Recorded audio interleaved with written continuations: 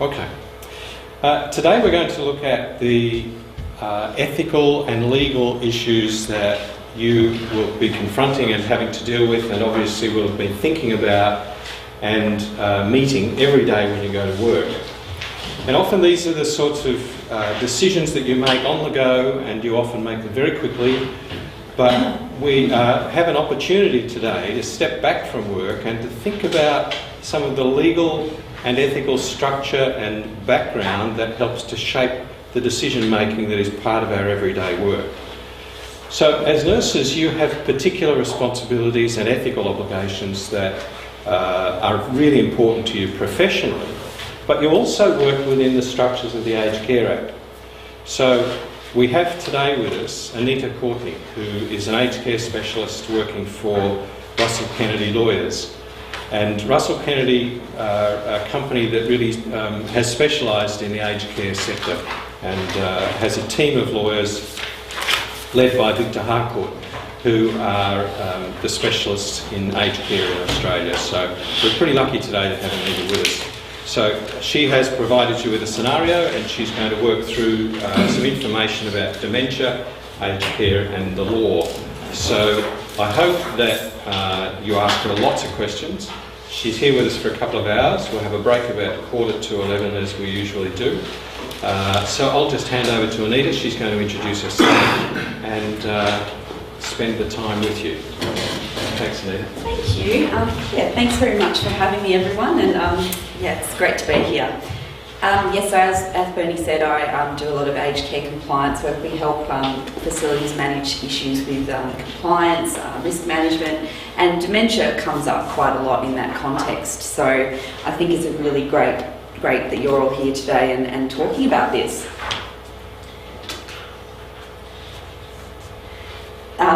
Forgive the typo at the top, I was finishing these off last night. So the first thing I thought I'd just start with is really just to open up the floor a bit and try and get you thinking about why it is that dementia is a legal issue. In some ways, dementia is a clinical condition which you've all been learning about this week. So I just wanted to get you thinking about why it is that it's also such a legal issue.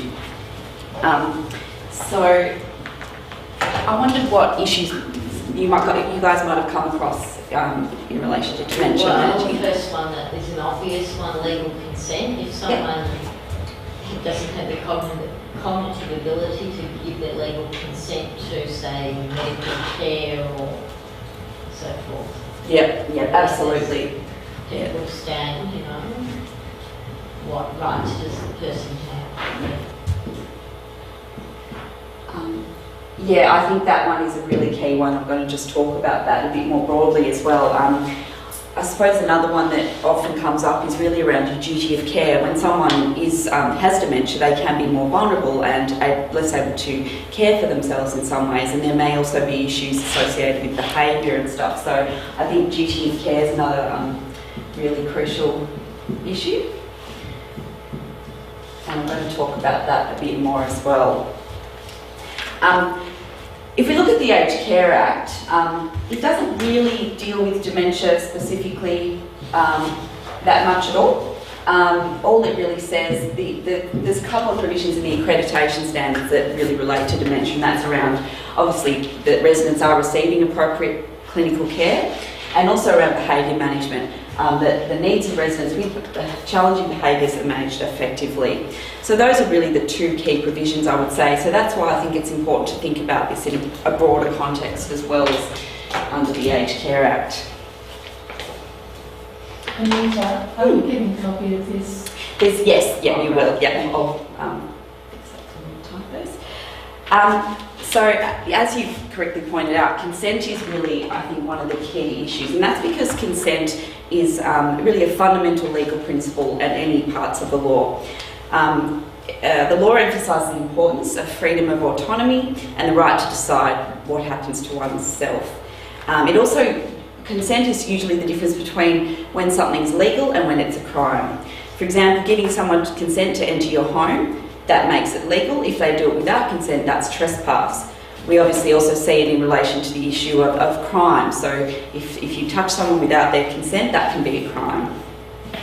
Consent is also key in the healthcare context. Historically, medical practice centred around the principles of beneficence and paternalism, but today the situation is very different.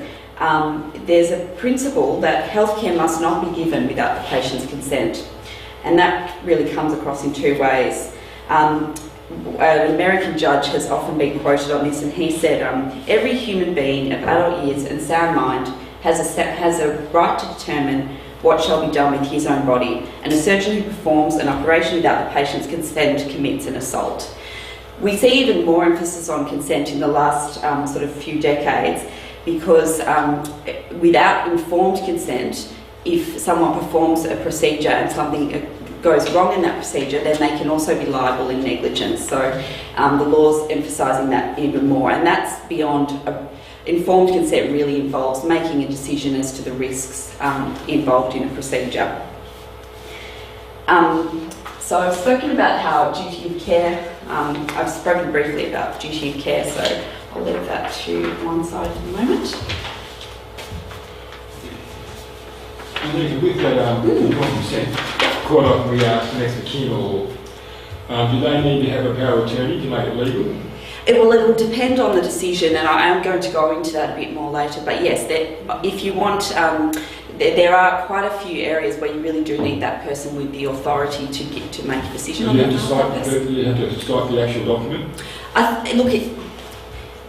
Yes, it's best to. Okay. Yeah, that's good. A good risk management process.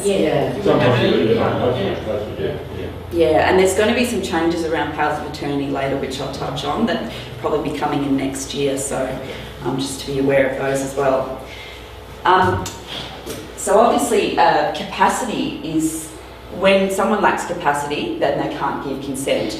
At law, there's a presumption that everyone does have capacity. So unless there's evidence otherwise, where anyone over 18 is presumed to have capacity.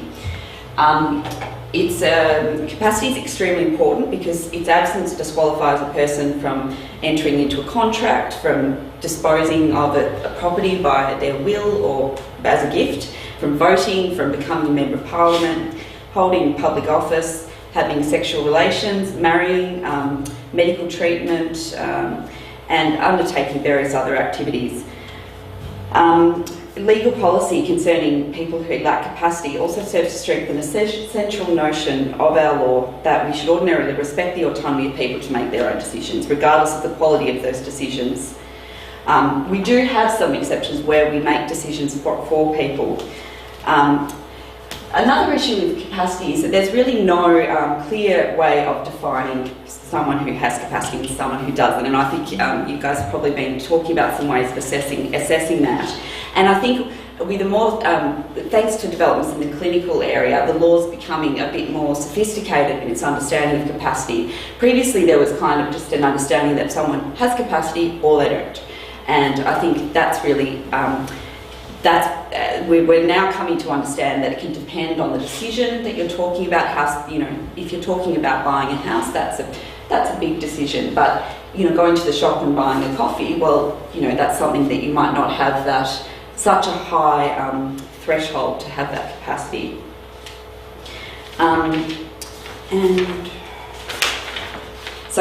Courts have often emphasised that capacity assessments are ultimately questions of fact for the judges and tribunal members. For example, when you go down to VCAT in a guardianship matter, they'll generally get a report from a medical officer saying whether or not that person does have capacity, but they then have to actually consider that issue themselves legally.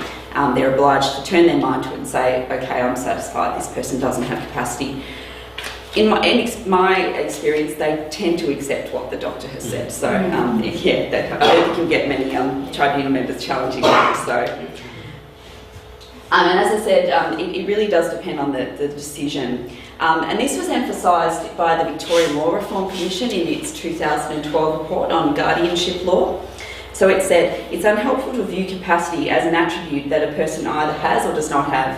Impaired decision-making capacity can be temporary or permanent, and it can fluctuate over time or according to the decision that's made. Some people can lose capacity permanently, and that might happen increasingly when someone has dementia, but others may only lose it temporarily.